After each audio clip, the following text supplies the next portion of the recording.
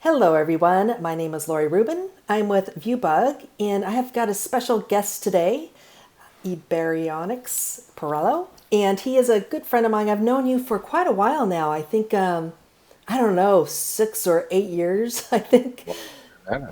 It might have been longer than that. Yeah, we've known each other through Don Gale, a good friend of ours, through Nick Software and a few other companies. He is just one of the most awesome people. I just really admire, when I think of street photography, your name is at the top of the list. Oh, thank you. Yeah. So what I want to do is I'm going to give you a brief introduction, and what we're going to do is we're going to look at some of his beautiful images. We're going to talk to him. Now he is going to be the judge for the Black and White Wow photo contest for ViewBug. We're going to get into his mind and figure out exactly what he's looking for in a winning image. Now, he is just one of the best black and white photographers out there, and I know you're going to enjoy seeing some of his images as well. Now, he's authored 5 books. I don't know if there's more coming down the pike, but at least he's got 5 out right now, some DVDs. One of his main books, I'm going to switch over here real quick so we can take a look at it over on books, is Chasing the Light, Improving Your Photography Using Available Light. So that's a great book there. And he's also done a lot of articles for major magazines such as Outdoor Photographer, Digital Pro Photo, Popular Photographer, etc. And he is the host and producer of The Candid Frame. If you've never heard him speak before, he's got some of the best, absolute best presenters that are available. So he's really gets great insight into all these folks. So you want to check that out. So tell us a little bit about yourself. What are some of the new things that you've been up to? Anything that we need to know about you specifically? It would be great to know. Well, I've been pretty much doing the same thing, just trying to build on what I've been doing over the last several years. The show, The Candid Frame, as you mentioned, is a podcast in which I interview photographers about their work and career. And next year is going to be 10 years, a whole decade that I've been doing the show. And I have, closing in on almost 300 interviews that I've conducted with, some amazing photographers. Sam Abel, Mary Ellen Mark, Joel Meyerowitz, Elliot Irwin. I mean, at least some of the photographers that I grew up just appreciating, and they were such inspirations for me. I've had the opportunity to interview, but as well, I've got to interview photographers who really aren't known names, but whose work is exceptional, and I've had the chance to talk with them, interview them, and share those conversations with people all over the world. And I'm really excited about that. I recently joined up with the TWIP network that's led by Frederick Van Johnson. So I'm hoping that collaboration is going to allow the show to grow even further and for more people to discover what I've been offering on the show. You've also just become a master for the Arcanum, which is really exciting as well. Yeah. I was asked to be a master in the Arcanum, and after I checked it out, I felt like it would be a really great experience, both for me and for the people who are signing up to learn through there. Mm-hmm. And what excites me most about it is the fact that it's going to be sort of an ongoing relationship that I'll be developing with these apprentices from all over the world, that's really exciting. I love to teach. I teach. I'm an adjunct professor at the Art Center College of Design. I teach some street photography workshops through the Julia Dean, formerly the Julia Dean School of Photography, now the Los Angeles Center of Photography. I got a workshop scheduled for the second week in July. I do my own workshops on occasion, and I just love sharing what I know about photography, about seeing light, working on the street. And I'm always busy. I'm when I'm not out, doing some photography gig, I'm writing, I'm reading, I'm Mm-hmm. conducting interviews. I have no shortage of things to do. That's fantastic. Well, what we're going to do right now is let's take a look at some of your images, and we're going to go into one of your portfolios, some of your recent street work. And we're going to take a look at some of these images. And what I'd love to hear from you is, what inspired you to press the shutter, and any tips that you might give to these folks that are entering into this black and white wow photo contest, and what you're looking for in a winning image. I guess we could start with this one here, which is just, I love this. I mean, I think you're just truly one of the best street photographers out there. So tell us a little bit of background about this particular image, this first one here. Well, this was shot while I was in Paris last year, and this is really interesting. And this is a good photograph to start with because it's going to speak to a lot of the things that I'm looking for in a photograph. We were in Paris and we were walking towards Notre Dame, and as we were walking, I saw these security gates, and I was looking at them and going, "Wow, that would be really a great background for a photograph." But there was really no one walking down that path except us. And as we kept walking, I saw this guy in this suit walking in the same direction. I went, "Oh, this guy will be great." And so I started following him and making photographs as he was walking in front of the security gates. And at this point, he stopped to light a cigarette. And it was just like the perfect moment because it was, because all the shots before it, there wasn't anything really special. But the gesture of him stopping, the way his body was positioned, the way his hand was raised to his mouth as he lit the cigarette, just was the perfect element for everything. And it was just ideal that he stopped in front of this particular gate, which was, in visual contrast to the ones to the left and the right. I love how his bald head is sort of mimicked with these security posts that are alongside the sidewalk there. The fact that the black suit contrasts so beautifully against the sidewalk itself and the security gate, it was just it was one of those things where I found the setting first, and then I just waited for the element to help complete it. And when I'm doing street photography, that's a lot of what I try to do. I'm walking, I used to walk endlessly trying to find shots, and now I often will look at light, look at color, look at tones, look for the setting first, and sort of compose my shot, and then wait for some other element to come into the scene, which is often a person, to help complete the shot. And I find that my success rate usually is much better that way than me just walking around mile after mile just hunting for stuff. Sometimes I will find a scene and 95% of what I need is there. And I'll just carefully refine my composition and think, okay, if I get someone walking right in the spot, that will help complete the shot. And one of the things that I'm trying to do when I'm composing the shots is trying to make them as simple as possible. I'm trying to eliminate anything extraneous, because I think that too often a shot that has the potential for greatness is minimized and weakened as a result of all these distracting elements that typically appear on the edges of the frame. And I try to be real dutiful about taking a look at everything in my frame and make sure that if it serves the subject, it stays in. And if it doesn't, finding some way to get rid of it. And I think that the simplicity of the shot is what makes it so effective, especially as a black and white photograph. That's great. I mean, it's so true about waiting, whether it's wildlife photography or street photography. I remember Moose Peterson telling me once, he said, wait for the shot to come to you. And I think that's one of the, best words of advice that he ever gave me was, learning to wait for something to come to you. So this is absolutely gorgeous image in so many ways. Just really nice. We're going to take a look at a few of these. Let's take a look at this one here with this little dog.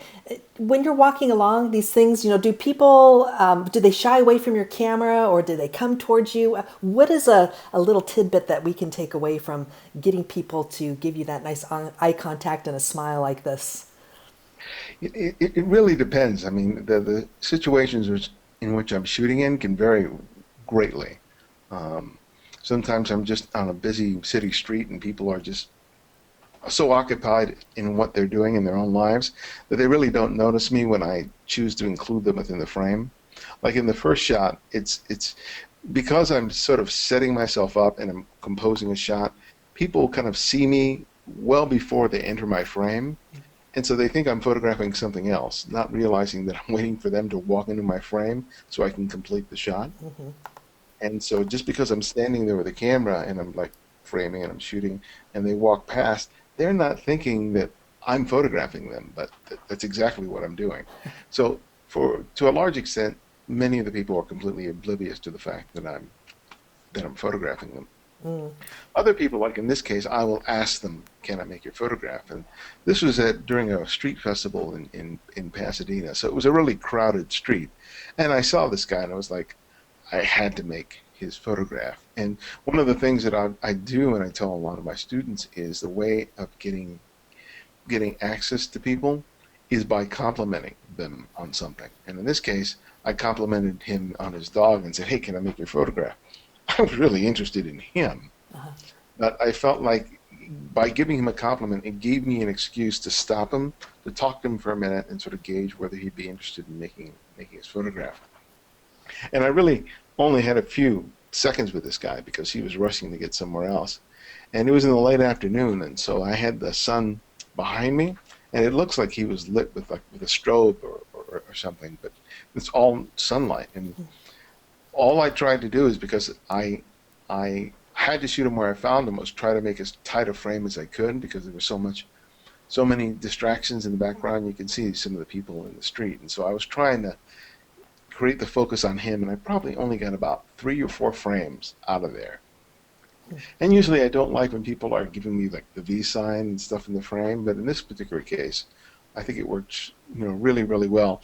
And just the look of the dog, and it seems you wouldn't think that a guy who looks like this would have this kind of dog, and and I think it's one of the reasons I really like it. I do a lot of street portraits, so I approach a lot of strangers about making their picture, and more often than not, people will say yes, especially since you know when I give them the compliment, they immediately understand why it is I want to make the photograph. Because if you just go up to someone and say, "Hey, can I make your photograph?" the first question is, "Why do you want to make my photograph?" Right. But because I'm complimenting them on something that's very flattering, they often are very agreeable to being photographed, and 9 times out of 10, I'm able to get walk away with a photograph. That's great. I noticed that you said make versus take a photograph. Is there a difference between making and taking a photograph?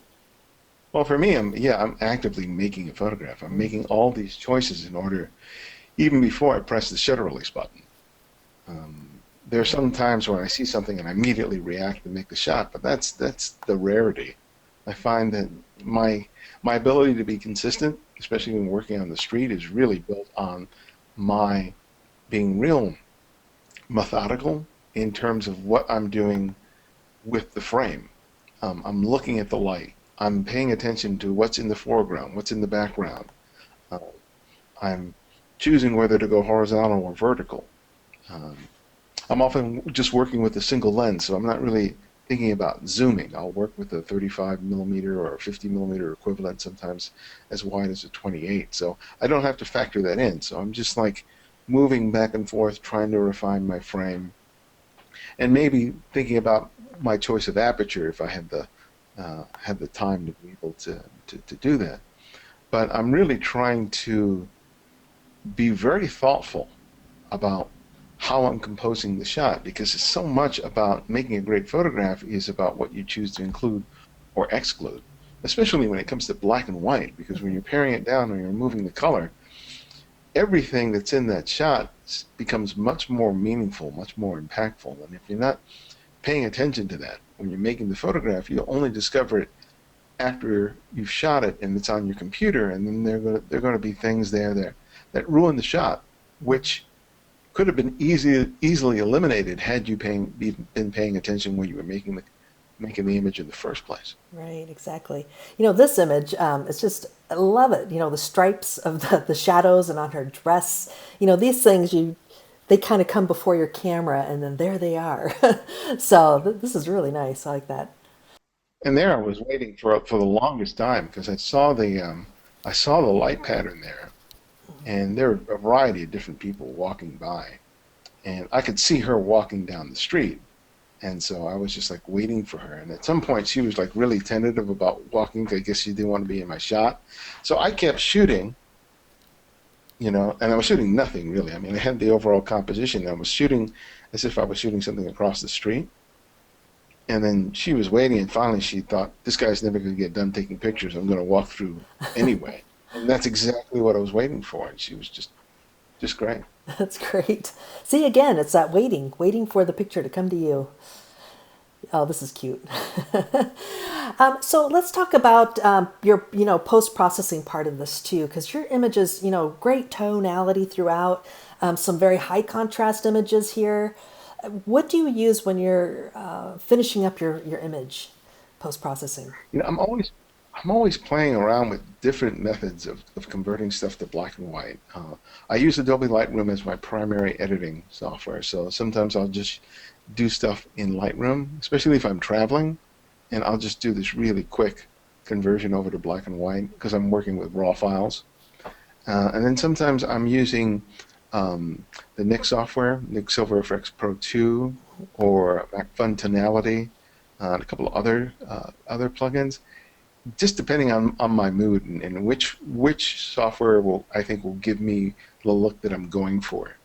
Um, One of the things that I do, however, is when I'm shooting, is I'm often biasing my exposure for the highlights so that the blacks go deep. I'm not trying to get this high dynamic range. I'm not trying to get this full tonal range. I will purposely bias my exposure for the highlights and allow the blacks to go really, really black.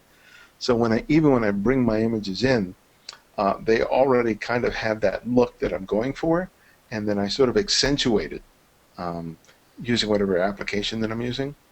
But once I bring that in, one of the things that I'm doing is a lot of dodging and burning, or the equivalent of that, um, because just the conversion from color to black and white is just a starting point. And I came up in the film days, so I learned the importance of being able to dodge and burn to be able to control where the viewer looks in the frame. And so whichever application I'm using, um, that's what I'm thinking about. It's like, okay, how can I de-emphasize this and emphasize this to bring it out? And sometimes I will let blacks go into deep black. I will, you know, um, bring out the highlights a little more to make them pop. I'll increase contrast, maybe a little bit of clarity and sharpness. All of those are playing into how I want to control the viewer's experience of a photograph. Yeah, and even here, you're getting this nice silhouette. But I notice that all your images have a lot of dimension to them. And maybe that's, the nice contrast and the sharpness that you do. It's really nice. What is one of your favorite images of all time that really comes to mind for black and white, and why? Yeah, the one right next, this shot right here, I really, this was also shot in France, and I really liked this shot. It was an early morning. My wife was still in bed, and I just decided to take a walk in the neighborhood where we were staying. And we were staying in an area that was largely residential, and so there wasn't a whole lot of tourists there. And I was just walking down the street, and I see these kids just leave from their apartment, headed for school. And I only had a couple of seconds to sort of anticipate them coming my way and making the shot. And I actually brought the camera down to my waist level, um, and I think I only had one frame.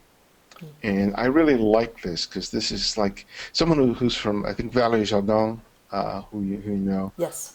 commented that this is like such a typical French school kid picture because they have those backpacks that they're always around in, and I just love the way that he looks with those glasses, the backpack, his sister in the scooter that's sort of blurred, the diagonal lines. It just adds a dynamic to the shot that's more than just the typical someone walking in front of a building or a poster or a that typical street photography shot where you sort of just pose. You create your setting by putting your camera parallel to a building, and then waiting for someone to walk into the frame. It's the same thing happening here, but as a result of my camera placement and where I was, it creates something much more interesting. It's more intimate, Hmm. and it's a harder shot to get. Creating an intimate street photography shot, and I think that that's captured here because one of the things I love about him is just the way he's sort of clenching his hands Right. as he's walking down the street. It's just everything about this boy just affects a sense of him being a person rather than just some figure in in the photograph. Yeah, and it's a real storytelling image too. You just want to kind of stay within this image, and I'm picturing the little girl saying, "Come on, hurry up!" She's moving, and he's kind of taking his time, walking to school. But yeah, this is really nice. All of your images, have some kind of storytelling element in them. Is that something that you look for also when you're judging an image? Sometimes things are happening so fast that it's really hard to say whether or not it's storytelling. Mm. This one is. Yes, this one here. We were walking, the one with the this couple. Again, we were walking across this bridge in Paris, and I saw this couple just fully into each other, and I knew I wanted to photograph them. And when I started photographing, I was walking so that her back was initially to me. In my initial shots, I'm moving forward, photographing, and all these other people who were crossing the bridge with me were in my frame, looking back at them and looking back at me as I made my photograph. But I kept shooting and shooting because I didn't know when they would become aware of me, because I knew I wanted to jockey for a position where I could have the Seine and Notre Dame and the other buildings behind it. So when I finally got into that position, I was quickly like reframing the composition to include things, just the things that I wanted in the frame. And then once I got the frame, I was waiting for a gesture, and that happened when she raised her hand up to his cheek. And I must have shot like 15, 20 photographs, probably a few more, um, just waiting for that moment. And after this moment, I kept shooting, and eventually they just kissed and they parted ways, completely oblivious to the fact that I'd been photographing them the whole time. Ah, true love. They're in their own little world. That's wonderful. This is great. Well, so tell us when you're going to be picking these images and what you're looking for. Are there like three specific things that you can narrow it down for a black and white image? I'm a real fan of good light in a black and white. Um, so I like seeing people who make real effective use of light and shadow in the photographs. Some of the shots here are shot under flat lighting, and that's not to say that a shot can't be good if you're shooting under overcast skies, but there's something about the impact of high contrast light, either shot early in the morning or the late afternoon. It just it just makes things pop. So I often respond really favorably to that. The second thing is just a cleanliness to the composition. Um, I want to feel like the photographer was in complete control of the frame, that everything in that shot was what was meant to be in that photograph, and and and I can see it when I take a look at a photograph. There's some photographs where I just get envious because I just know that this photographer may have only had a couple of seconds to make the shot, but they were just on top of it in terms of what they did. And the last thing is just an interesting moment, because you can have a lot of photographs that have that high contrast, great light, but there's nothing there. There's nothing happening of a particular interest. Um, I'm looking for some. If you can introduce an element of genuine humanity into something that's aesthetically beautiful, I am really interested in the photograph. Hmm. Whether it's someone just sitting by themselves, or whether it's two lovers engaged with each other, or you know a mother trying to get her kid in tow and get him in line. All that stuff is wonderful, but when you can combine all those things with a nice visual element, Hmm. you've got gold as far as I'm concerned. So I'm not so much looking for technically polished black and white, though that's certainly important. I'm looking for the content of the image to really sing to me. That's great. Fantastic. Well, thank you so much. This has just been a delightful experience being able to see your world and how you perceive, black and white images and some of these tips that you've given all of us. I just want to thank you so, so much. And you're a delightful person. And I always enjoy talking to you. It's a real treat. My pleasure, Lori. And thanks for the opportunity. And it's always good to have the chance to talk with you. Thank you. All right. Bye bye. Bye.